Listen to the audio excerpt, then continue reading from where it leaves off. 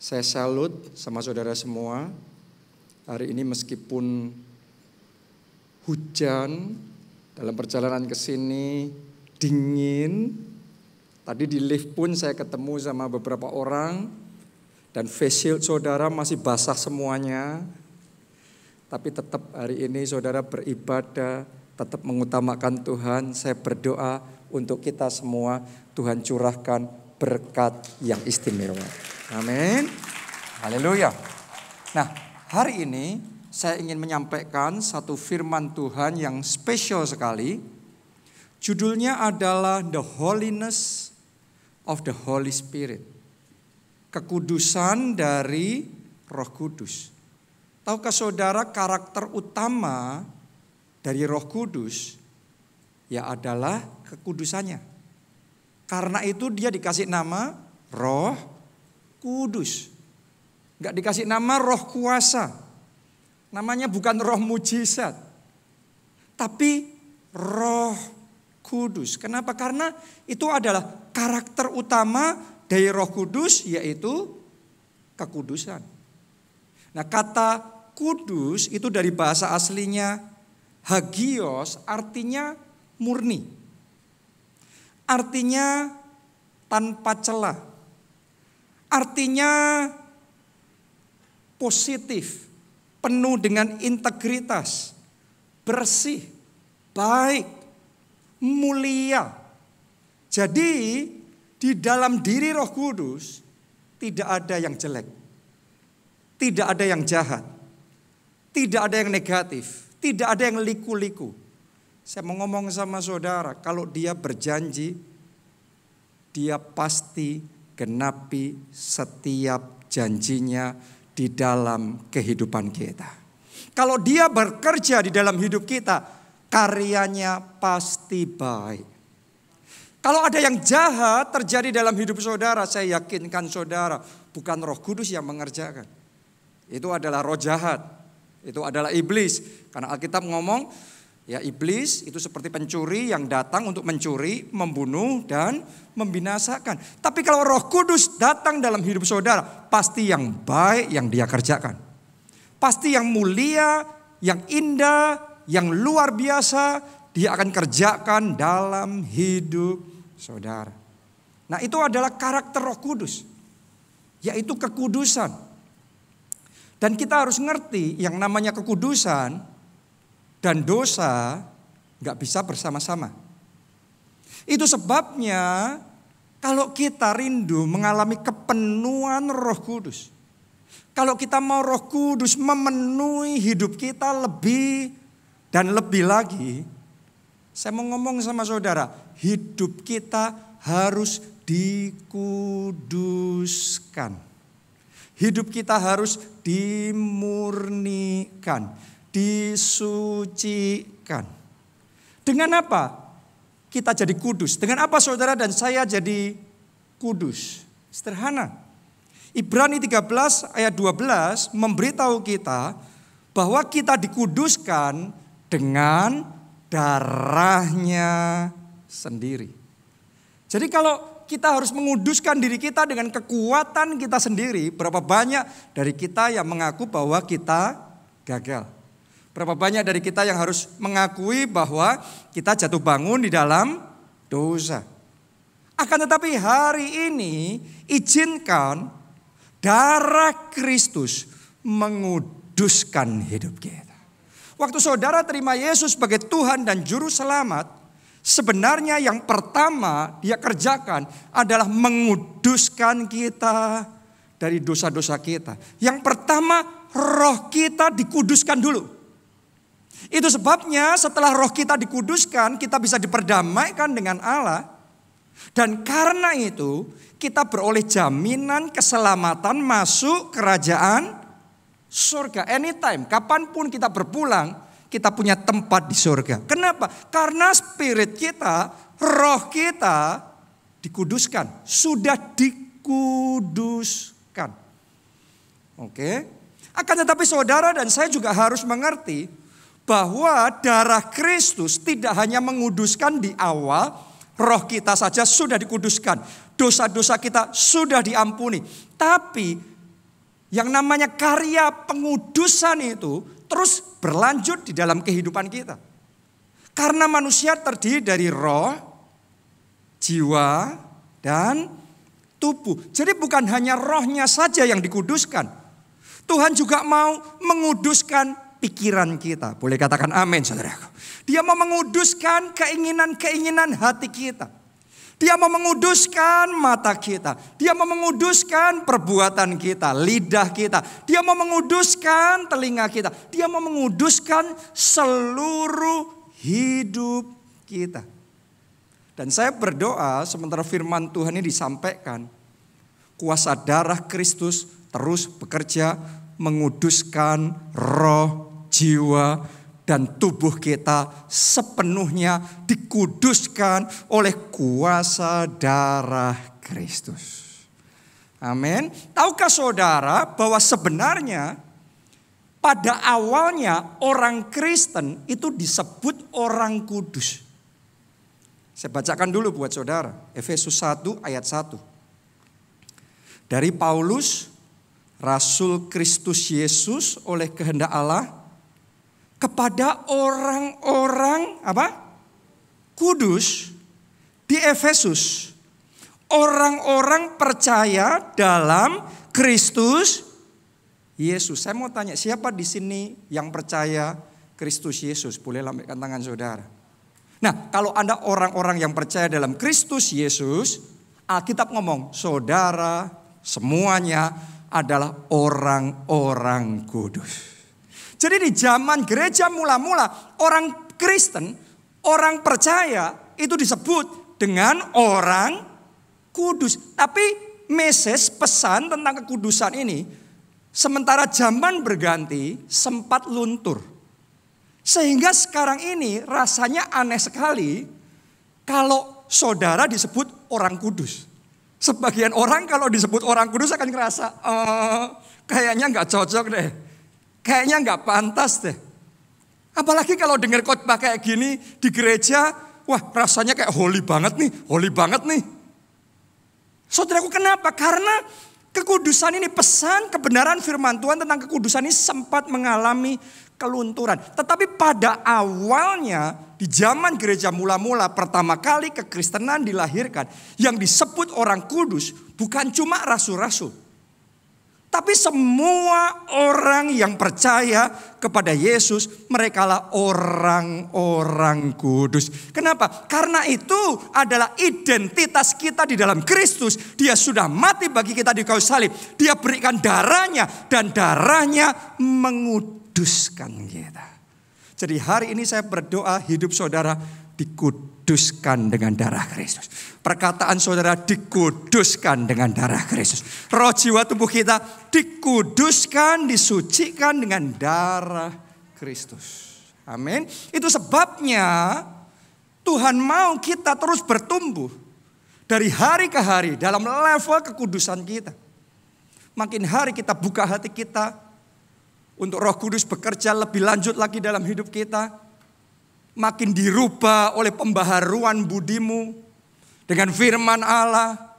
Pikiran kita dikuduskan. Jadi yang Tuhan mau itu adalah bukan sekedar kita buat dosa terus kemudian dosanya diampuni. Tapi tetap saja keinginan-keinginan kita adalah keinginan-keinginan berbuat dosa. Pikiran kita terus menghasilkan pikiran-pikiran baru untuk berbuat dosa.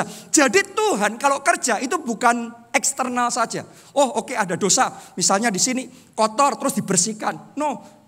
Tapi Tuhan mau yang membuat orang jadi cemar. Yang membuat seseorang jadi berdosa adalah pikiran-pikiran dan keinginan-keinginan yang timbul dalam hati kita. Jadi dari internalnya kita. Dan itu pun darah Yesus sanggup menguduskan kita. Darah Yesus punya kuasa untuk menguduskan kita. Karena itu hari ini saya ajak saudara buka hati saudara. Dan izinkan Roh Kudus berkarya untuk menguduskan hidup kita. Karena dia akan membantu kita. Mari kita lihat apa yang dikerjakan Roh Kudus di dalam hidup kita. Yohanes 16 ayatnya yang ke-8. Ini bicara tentang Roh Kudus Ditulis begini.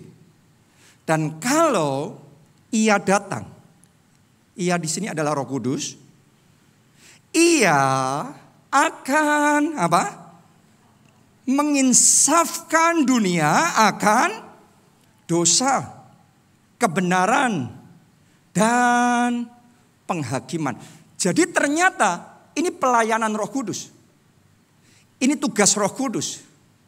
Ini yang dikerjakan Roh Kudus ketika dia datang dalam hidup seseorang, dia memenuhi kita. Yang terjadi pertama adalah ia menginsafkan kita dari dosa. Karena kalau bukan karena Roh Kudus, orang berbuat dosa tapi nggak insaf. Jadi perlu Roh Kudus yang menguduskan kita dengan jalan menginsafkan kita dari dosa. Jadi hari ini buka hati saudara, biar dia menginsafkan kita dari dosa. Mungkin buat saudara, khotbah tentang kekudusan itu bukan sesuatu yang menyenangkan. Tapi saya mau ngomong begini sama saudara, Anda harus ngerti kenapa kok Roh Kudus mau menginsafkan kita dari dosa, mau menguduskan hidup kita. Karena dosa adalah penghalang menuju kemuliaan. Padahal Tuhan mau saudara dan saya masuk dalam kemuliaan. Tuhan rencananya baik dalam hidup kita. Tuhan mau bawa saudara mengalami kelepasan, mengalami kesembuhan, mengalami kemerdekaan, mengalami kelimpahan. Boleh katakan amin saudaraku. Itu adalah kemuliaan. Tapi penghalangnya adalah dosa. Bahkan Adam dan Hawa pun pertama kali diciptakan, ditaruh Tuhan di tempat yang begitu mulia, begitu indah. Di Taman Eden, tempat yang penuh dengan kelimpahan. Tapi karena dosa, akhirnya semuanya itu hilang. Jadi Tuhan mau bawa kita, pulihkan kita kembali pada kemuliaan. Penghalangnya namanya adalah dosa. Itu sebabnya dia insafkan kita dari dosa. Supaya apa? Penghalang-penghalang itu disingkirkan dari hidup kita. Dan dia bisa dengan leluasa bawa kita masuk dalam kemuliaan. Amin. Saya mau kasih gambaran sama saudara. Apakah saudara punya di rumah saudara tempat untuk menyimpan barang-barang berharga? Apakah saudara ada? Saya mau tanya sama saudara. Di tempat Anda menyimpan barang-barang yang Anda anggap berharga, yang Anda sukai, yang Anda sayangi. Saya mau tanya.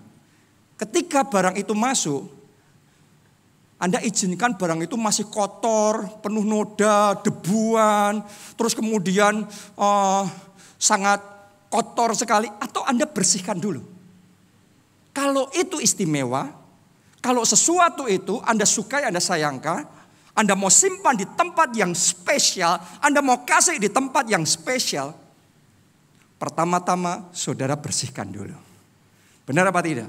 Saya mau ngomong sama saudara, Tuhan anggap saudara dan saya istimewa. Tuhan mau kasih kita tempat yang spesial. Tuhan mau angkat kita jadi umat kesayangannya. Itu sebabnya ketika Roh Kudus datang dalam hidup kita, yang pertama dia kerjakan, dia menginsafkan kita dari dosa. Karena dosa itu menghalang kita masuk ke tempat yang istimewa. Dosa itu menghalang kita untuk mengalami kemuliaan Tuhan. Penggenapan janji Tuhan dalam hidup kita. Penghalangnya namanya dosa. Itu sebabnya firman Tuhan ngomong buang dosa. Buang itu dosa. Bukan karena gak boleh ini, gak boleh itu, gak boleh. Sebagian orang Kristen ditipu oleh iblis dengan persepsi yang salah. Bahwa kalau khotbah kekudusan istilahnya kita nggak boleh ini, nggak boleh itu, hidup kita nggak leluasa, ini khotbahnya kok holy banget. No, bukan tentang kita nggak boleh ini, tentang nggak boleh itu. Tapi tentang Tuhan mau jadikan kita umat kesayangannya. Tuhan mau bawa kita masuk dalam kemuliaan. Tuhan mau bawa kita jadi pribadi yang istimewa. Di tempat yang spesial di mata Tuhan. Karena itu kita harus dibersihkan. Harus dikuduskan, dilayakkan, masuk dalam kemuliaan Tuhan. Efesus 4 ayat 28 sampai 31. Ini nasihat firman Tuhan. Orang yang mencuri, janganlah ia mencuri lagi sederhana. Dan ini perlu Roh Kudus menginsafkan kita. Kalau nggak diinsafkan Roh Kudus nggak mampu, nggak bisa. Jangan mencuri lagi. Tetapi baiklah ia bekerja keras dan melakukan pekerjaan yang baik dengan tangannya sendiri, supaya ia nggak lagi mencuri, tapi bahkan bisa membagikan sesuatu kepada orang yang berkekurangan. Tadinya mencuri, tapi sekarang Tuhan mau kita tinggalkan semuanya itu. Kenapa? Tuhan mau berkati saudara dan saya besar-besaran, sehingga kita bukan hanya diberkati, bahkan kita bisa jadi berkah. Jadi naik level. Masuk dalam kemuliaan Tuhan. Gak terus di bawah terus. Dengan jalan apa? Pengudusan. Karya Roh Kudus. Ayat 29. Janganlah ada perkataan kotor keluar dari mulutmu. Gak pantas. Karena itu menghalangi kita. Tetapi pakailah perkataan yang baik untuk apa? Membangun. Jadi di rumah saudara, di keluarga saudara, di tempat kerja saudara, bersama teman saudara. Pakailah perkataan yang baik untuk membangun. Jadi perkataan pun dikuduskan sama Tuhan.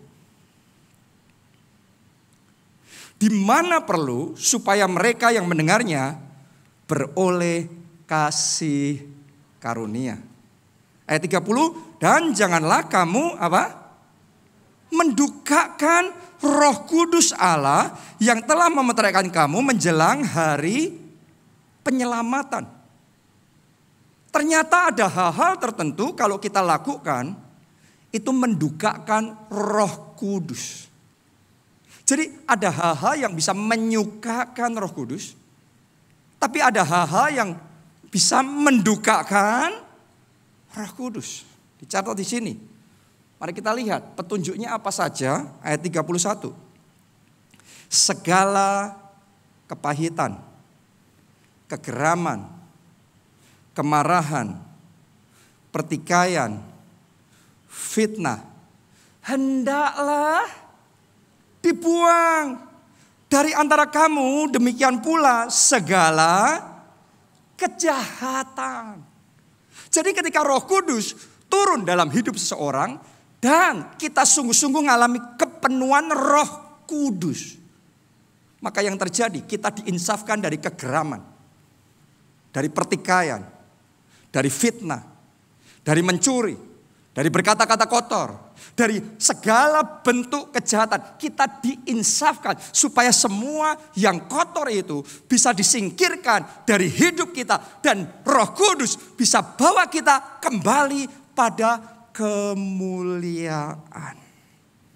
Amin. Sadarilah Tuhan menciptakan kita gak serendah itu, gak hidup di dalam yang kotor-kotor. Tuhan ciptakan saudara dan saya sesuai dengan gambar dan rupa Allah. Rencananya besar, rencananya mulia dalam hidup saudara dan saya. Karena itu izinkan darah Kristus menguduskan kita, membawa kita pada kemuliaan. Anda lihat Tuhan Yesus sendiri ketika masih ada di dunia ini secara jasmani 2000 tahun yang lalu. Waktu dia melihat bait Allah dipakai untuk tempat yang gak benar, dia marah. Dia jungkir balikkan semua yang gak benar itu. Dan dia ngomong, ya rumahku jangan sampai jadi sarang penyamun.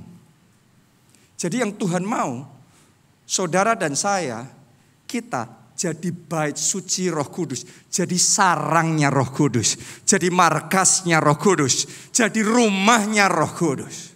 Bukan sarang dosa, bukan sarang kejahatan, bukan sarang kekecewaan, bukan sarang kepahitan, bukan sarang hal-hal yang negatif, tapi sarang tempat rumahnya Roh Kudus. Bait suci Roh Kudus. Dan saya punya berita baik buat kita semua. Sementara Anda menerima firman Tuhan ini dengan hati terbuka, saya yakin sekali Roh Kudus akan memberikan kemampuan ilahi kepada saudara dan saya untuk kita hidup kudus, untuk kita masuk dalam kemuliaan. Karena seringkali tanpa dimampukan Roh Kudus kita nggak berdaya. Yang tergoda mencuri tetap mencuri, yang berkata kotor tetap berkata kotor, yang nonton pornografi tetap nonton pornografi, yang melakukan hal-hal yang gak benar tetap terus saja di dalam dosanya. Tapi hari ini terimalah kemampuan ilahi dari Roh Kudus. Sehingga mulai hari ini semua belenggu yang mengikat hidup saudara dipatahkan. Belenggu dosa dihancurkan.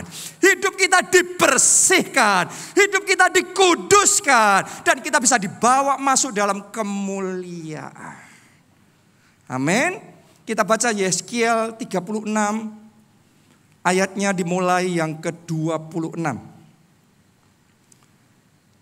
Ini kemampuan ilahi yang Tuhan mau kasih sama kita. Kamu akan kuberikan hati yang baru. Yang mau katakan amin. Oke, dan roh yang baru, katakan amin. Dalam batinmu. Dan aku akan menjauhkan dari tubuhmu hati yang keras dan kuberikan kepadamu apa? Hati yang taat. Kalau Anda nggak dikaruniai hati yang taat, Anda dengar khotbah ini Anda tahu mau taat nggak bisa. Karena itu hari ini terimalah hati yang taat itu. Terimalah hati yang baru dan roh yang baru yang memampukan saudara untuk taat firman Tuhan. Amin. Jadi ini bukan tentang kemampuan kita, kekuatan kita. Bukan dengan kuat, bukan dengan gagah, tapi dengan roh Allah. Roh Allah yang memberikan hati yang baru, roh Allah yang memberikan kekuatan yang baru, sehingga kita bisa taat. Ayat 27, rohku akan kuberikan diam di dalam batinmu. Dan aku akan membuat kamu hidup menurut segala ketetapanku. Dan tetap berpegang pada peraturan-peraturanku. Dan melakukannya. Perhatikan, ditulis di sini, aku akan membuat kamu bisa kayak gitu. Berarti Roh Kudus yang menginsafkan kita dari dosa. Dia yang memampukan kita untuk hidup dalam kebenaran. Dia akan memampukan kita untuk lepas dari dosa. Untuk menghancurkan semua kecanduan-kecanduan yang gak benar dalam hidup kita. Sehingga kita jadi pribadi yang merdeka. Semuanya mulai hari ini bukan lagi budak dosa. Semuanya merdeka karena Roh Kudus bekerja di dalam hidup kita. Amin. Ayat 28, dan kamu akan diam di dalam negeri yang telah kuberikan kepada nenek moyangmu. Dan kamu akan menjadi umatku. Dan aku akan menjadi Allahmu. Aku akan melepaskan kamu dari segala dosa kenajisanmu. Dan aku akan menumbuhkan gandum serta memperbanyaknya. Dan aku tidak lagi mendatangkan kelaparan atasmu. Aku juga memperbanyak buah pohon-pohonmu dan hasil ladangmu. Supaya kamu jangan lagi menanggung noda kelaparan di tengah bangsa-bangsa. Oke. Jadi ini kemampuan ilahi yang Tuhan mau kasih sama kita. Sekarang ayat yang ke-31.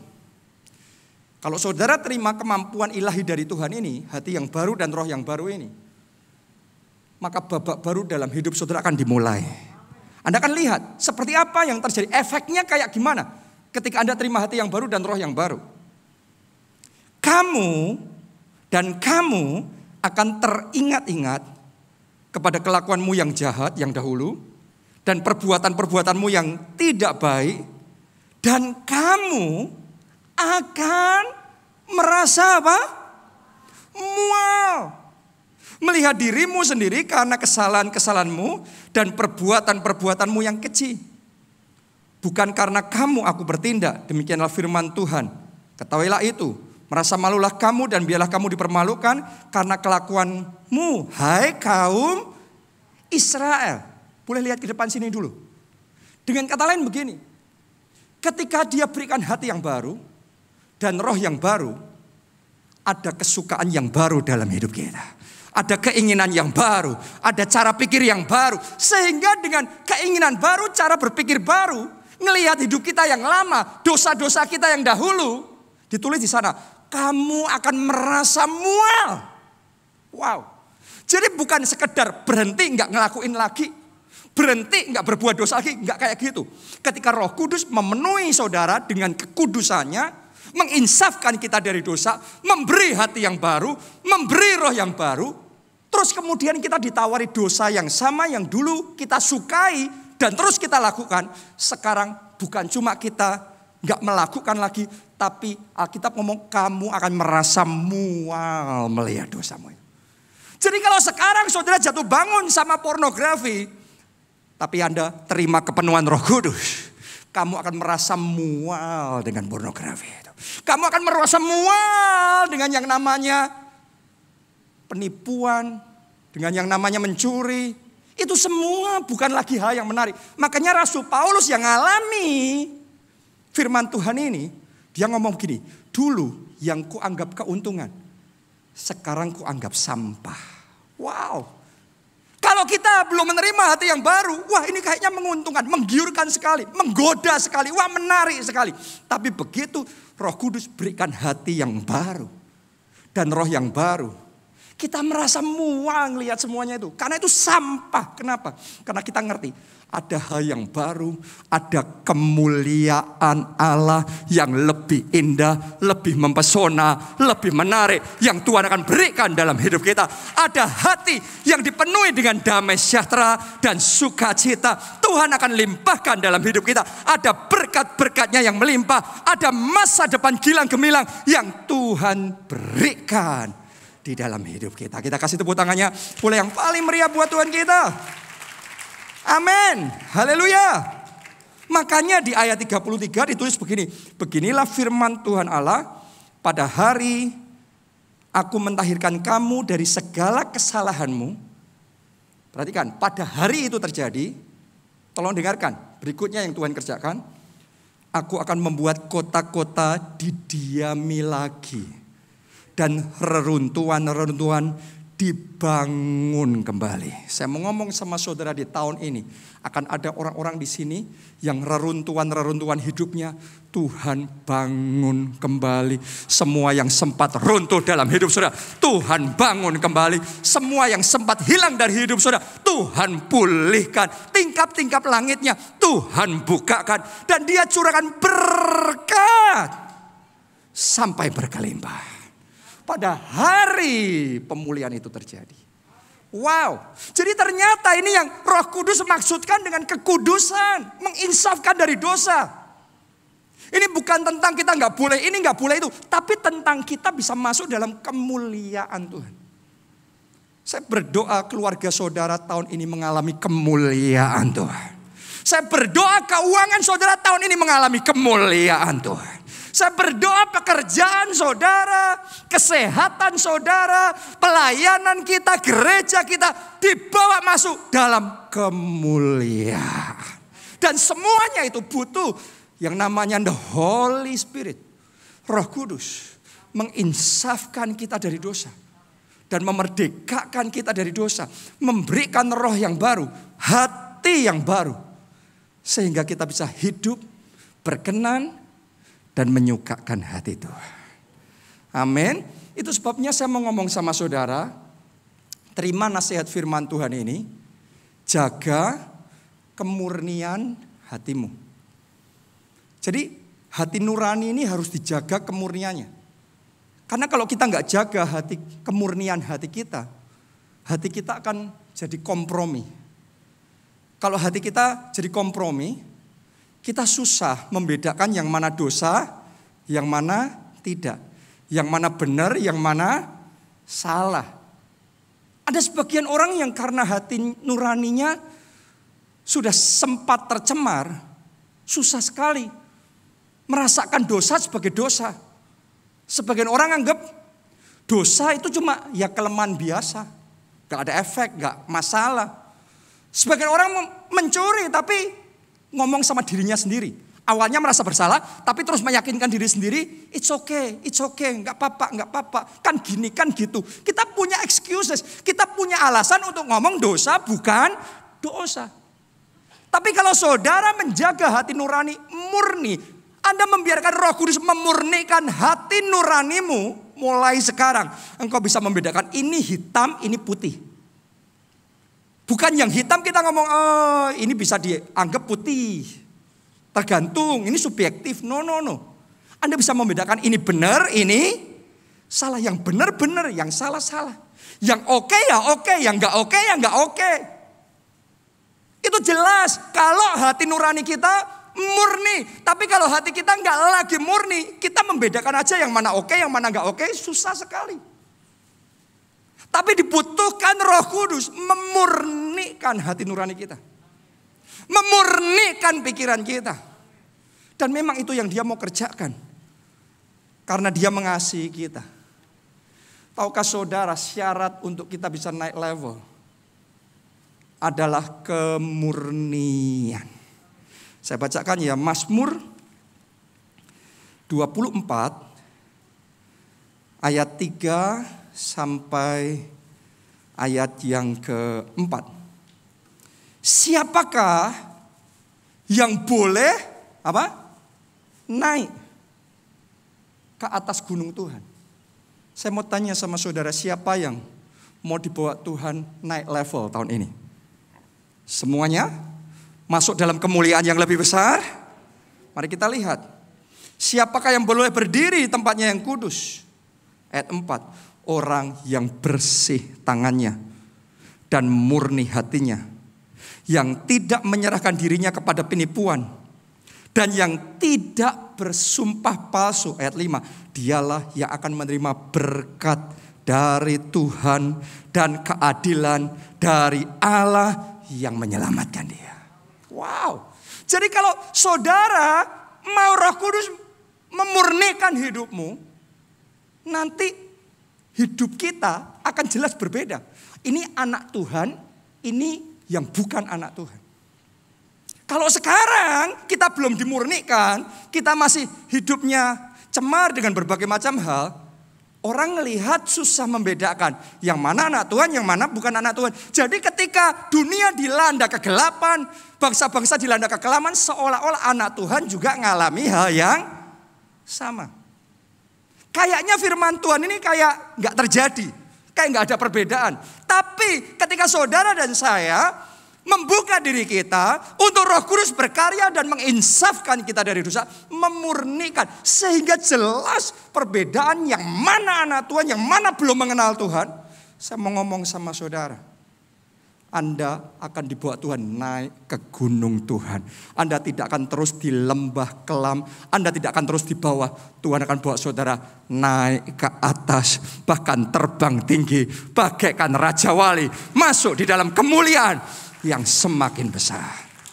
Amin. Saya mau bacakan ayat terakhir buat kita semua. Di Yesaya 44 ayat 2 sampai ayat yang ketiga. Beginilah firman Tuhan yang menjadikan engkau, yang membentuk engkau sejak dari kandungan, dan yang menolong engkau. Janganlah takut, hai hambaku. Siapa? Yakub. Coba semuanya katakan dengan lebih keras. Yakub. Dan hai siapa? Yeshurun yang telah kupilih. Coba semuanya katakan Yeshurun. Nah, dalam ayat yang kita baca ada dua nama tadi. Siapa tadi? Yakub dan Yeshurun. Siapa mereka? Kalau Anda teliti dengan sungguh-sungguh, Anda akan menemukan mereka ini orang yang sama. Jadi ternyata orang yang sama, tapi punya beberapa nama. Namanya Yakub, kita lebih familiar itu, lebih kenal dengan namanya Yakub karena dia lahir terus dikasih nama Yakub. Tapi kemudian dia dalam perjalanan hidupnya Tuhan kasih nama-nama yang lain. Siapa nama Yakub yang lain? Israel. Benar? Ternyata di ayat ini yang saudara mungkin jarang baca, Yakub namanya juga adalah Yeshurun. Nah, apa artinya? Tahu nggak saudara, Yakub ketika lahir, dia kan anak kembar. Waktu lahir siapa saudaranya? Esau. Waktu lahir dia pegang tumit Esau. Hidupnya penuh dengan liku-liku. Makanya arti nama Yakub penipu. Jadi di awalnya Anda lihat kisah hidupnya Yakub itu isinya intrik, isinya ngakali kakaknya, terus akal-akalan sama pamannya. Isinya kayak gitu. Terus hidupnya kalau kita ngelihat banyak liku-likunya, banyak intriknya. Itu Yakub di awal hidupnya. Tapi luar biasanya orang yang sama akhirnya dia mengalami perjumpaan pribadi dengan Tuhan. Saya doa saudara semua alami perjumpaan pribadi dengan Tuhan. Karena kalau kita berjumpa dengan Tuhan, hidup kita pasti diubahkan.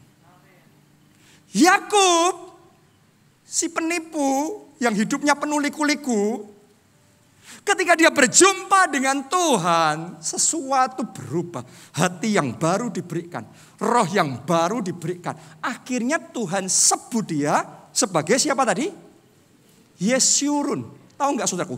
Yeshurun itu artinya upright. Upright itu apa? Jujur.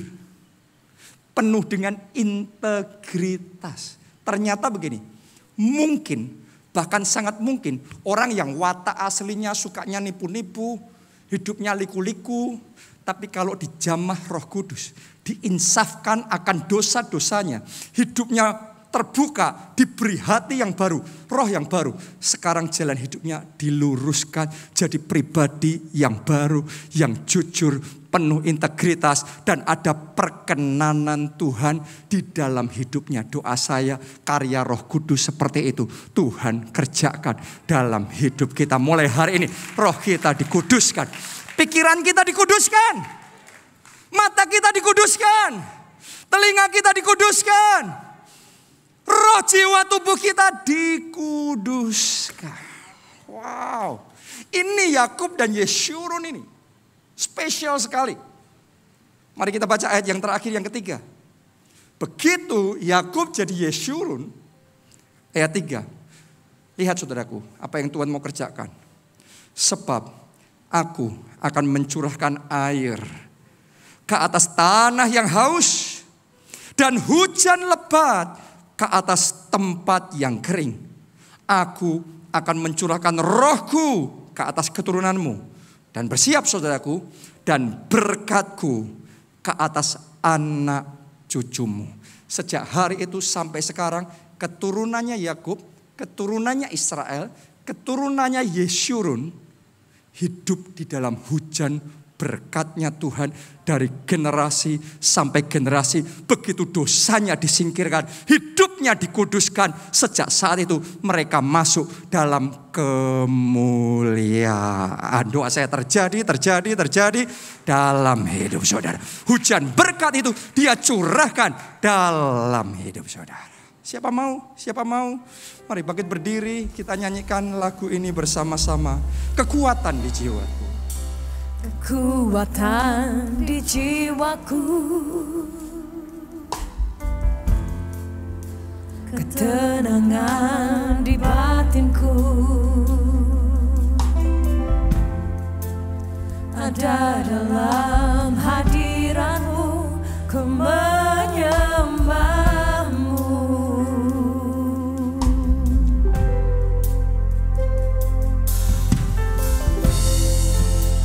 Tersungkurku di kakimu, rasakan hadiratmu. Takkan ku melepaskanmu, kau cahaya bagiku. Mari angkat dua tangan. Mengiringmu seumur hidupku, masuk dalam rencanamu Bapa. Pikiranku, kehendakku, kuserahkan padamu ya Tuhan. Harapanku, amin, hanya di dalam amin.